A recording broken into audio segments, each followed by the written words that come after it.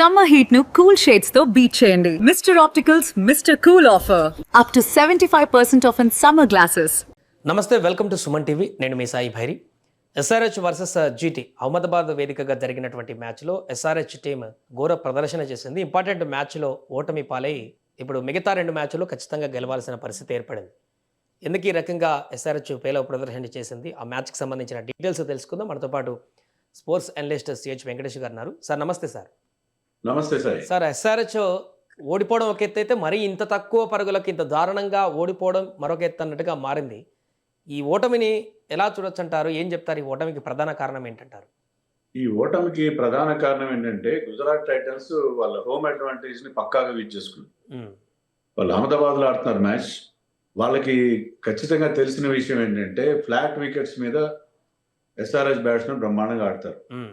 అంతే తప్ప వాళ్ళు టఫ్ వికెట్ మీద ఎక్కడైతే బౌలర్స్ హెల్ప్ ఉంటుందో చేతులు ఎత్తేస్తారు అనేది వాళ్ళకి చాలా స్పష్టంగా తెలుసు. అందుకని హోమ్ అడ్వాంటేజ్ కాబట్టి హోమ్ పిచ్ ఒక మంచి గ్రాస్ ఉన్న పిచ్, గ్రీన్ టింజ్ ఉండే పిచ్ తయారు చేస్తున్నారు. ఫాస్ట్ బౌలర్స్ అనుకూలించి పిచ్ తయారు చేస్తున్నారు. వాళ్ళ దగ్గర మంచి మంచి ఫాస్ట్ బౌలర్స్ ఉన్నారు. Rabada, Siraj, Jason holder, Prasidh Krishna లాంటి మంచి మంచి ఫాస్ట్ బౌలర్స్ ఉన్నారు. సో వాళ్ళందరినీ వాళ్ళ మీద ప్రయోగించారు. వాళ్ళ ప్లాన్ పర్ఫెక్ట్ గా వర్కౌట్ అయింది. చేతులు ఎత్తేసారు కంప్లీట్ గా. 86 రన్స్, కనీసం 100 రన్స్ కూడా చేయలేని పరిస్థితి.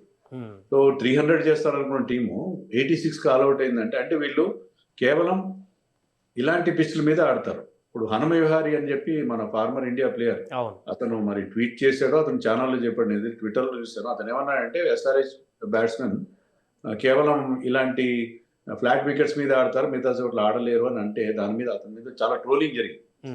కానీ ఇప్పుడు అదే ప్రూవ్ అయింది కదా అల్టిమేట్ గా. ఇప్పుడు వాళ్ళు చాలా ప్లాన్ తో వచ్చారు.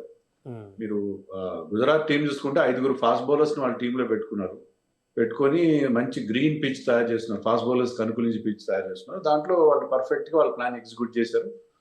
82 రన్స్ హ్యూజ్ మార్జిన్ తో వాళ్ళు గెలిచి ఆల్మోస్ట్ వాళ్ళు ప్లే ఆఫ్స్కి వెళ్ళిపోయారు.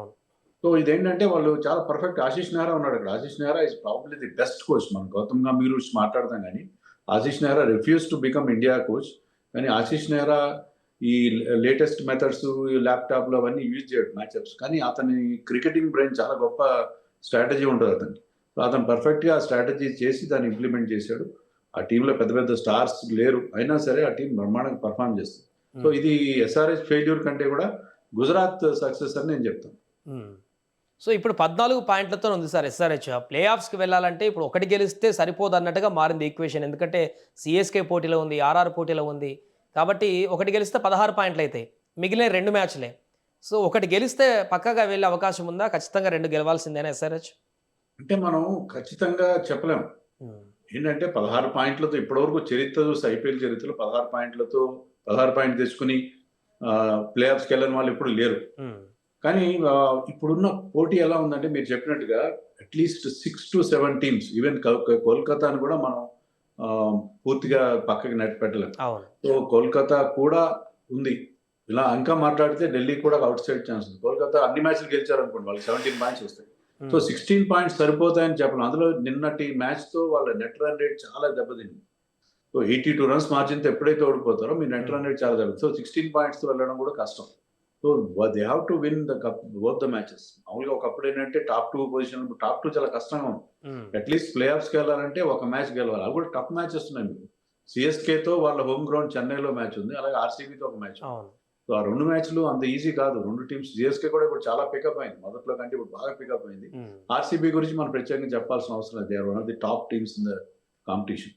సో డెఫినెట్ గా వాళ్ళ ప్రోగ్రెస్ చాలా కష్టంగా కనిపిస్తుంది. మ్యాచ్ ఓడిపోవడంతో కష్టాల్లో పడ్డారు. ఒకప్పుడు టాప్ లో ఉన్న టీం ఇప్పుడు చాలా డౌట్ లో పడినట్టుగా కనిపిస్తుంది.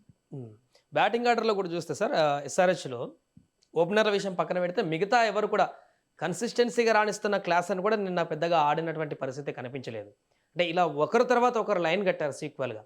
ఎక్కడ వాళ్ళ వ్యూహం దెబ్బతిందంటారు? అంటే కంటిన్యూగా వికెట్లు పడుతున్నా కూడా మళ్ళీ ఆ బ్రేక్ టైంలో కూడా వాళ్ళ ఇంటెన్షన్ని మార్చుకోలేకపోయినట్టుగా కనిపించింది ఎస్ఆర్హెచ్ నుంచి. ఇప్పుడు మీకు టార్గెట్ 169 మాత్రమే, అంటే ఓవర్కి మీరు 8 రన్స్ చేయాలి. 8 రన్స్ చేయడం అంటే మీకు ఆటోమేటిక్గా 8 రన్స్ వస్తాయి, సింగిల్స్ తీసినా వస్తాయి. కానీ ఏంటంటే ఎస్ఆర్హెచ్కి వాళ్ళు అలవాటు పడిపోయారు. వాళ్ళు మజిల్ మెమరీ అనండి, వాట్ ఎవర్. వాళ్ళు ఏంటంటే షాట్లు కొట్టడం. ఇప్పుడు అభిషేక్ శర్మ మొత్తం స్టంప్స్ అన్ని వదిలేసి పక్కకి జరిగి ఆడే ప్రయత్నం. ఆ ఓవర్లో 6 వచ్చింది. రవాడా is the top bowler in this competition. Power ప్లేలో అతను తీసిన వికెట్లు ఎవరు తీయలేదు. మంచి వేగంతో 140 కిలోమీటర్లు 150 కిలోమీటర్ల వేగంతో బౌలింగ్ చేస్తారు. అతను బౌలింగ్లో ఛాన్స్ తీసుకోవాల్సిన అవసరం లేదు కదా.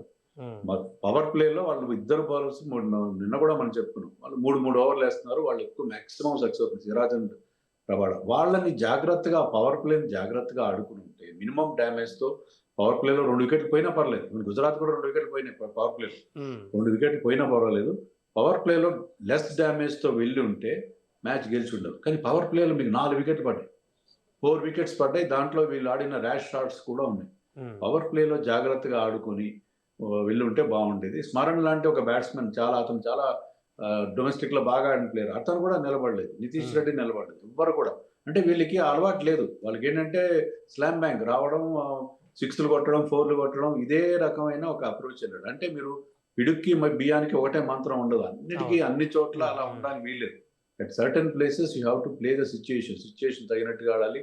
ఆ పిచ్కి రెస్పెక్ట్ ఇవ్వాలి, బౌలర్స్కి రెస్పెక్ట్ ఇవ్వాలి. కానీ ఎస్ఆర్హెచ్ యాటిట్యూడ్ ఎలా ఉందంటే ఎక్కడ ఏ పిచ్ అయినా సరే మేము ఇలానే ఆడతాము, మీకు అంత టార్గెట్ మీరు చేస్తున్నారు, మీకు టార్గెట్ ఈజీగా ఉంటుంది అన్నప్పుడు మీరు చాలా జాగ్రత్తగా ఆడుంటే సరిపోయేది.